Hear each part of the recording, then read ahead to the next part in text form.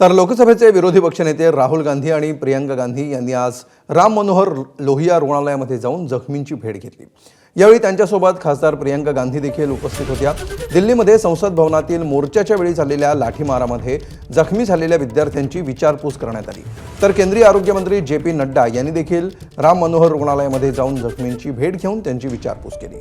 यानंतर रुग्णालयातील डॉक्टरांसोबत त्यांनी आपत्कालीन बैठकही घेतली।